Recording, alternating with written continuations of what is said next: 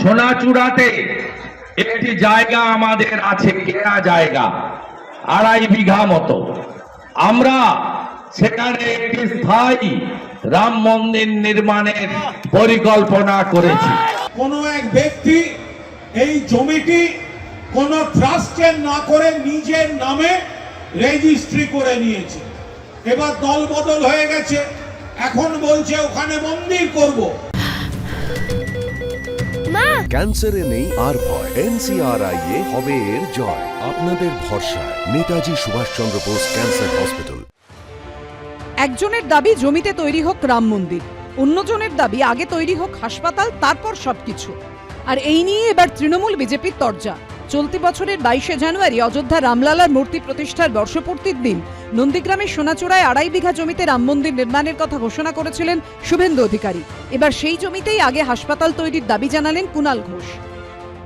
আমরা কথা দিয়েছিলাম শহীদদের নামে আমরা হাসপাতাল করে দেব, সেই অনুযায়ী মানুষ সাহায্য করেছিলেন, মহাশ্বেতা দেবী সাহায্য করেছিলেন, মানুষ সাহায্য করেছিলেন, তহবিল তৈরি হয়েছিল, যারা জমি দিয়েছেন বিক্রি করেছেন।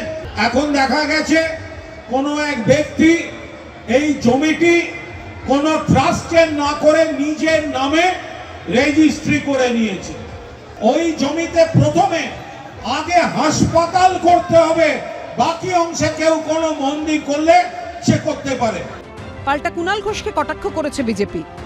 বাবু যে কথাগুলো বলছে তিনি ওই সময়কার ঘটনা জানেন না। এখানে যারা তৃণমূল কংগ্রেস আছে তাদের কাছ থেকে শুনে হয়তো কথাগুলো বলছেন। নিশ্চিত কেবলমাত্র রাম মন্দির হবে না, এখানে সমস্ত রকম পরিষেবা দেওয়ার জন্য সমস্ত রকম ব্যবস্থাই করা হবে।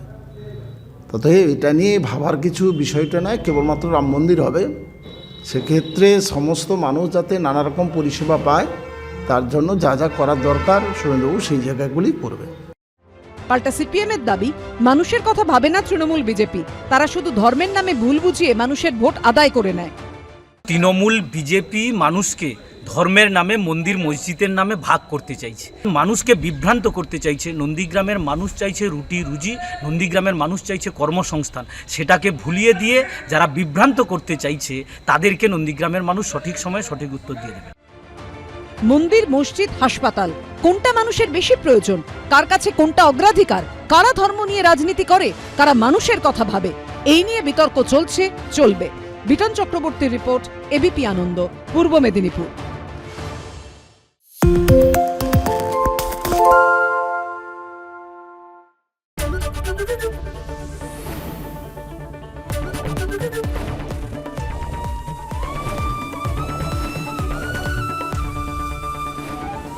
এবিপি আনন্দ, এগিয়ে থাকে, এগিয়ে রাখে।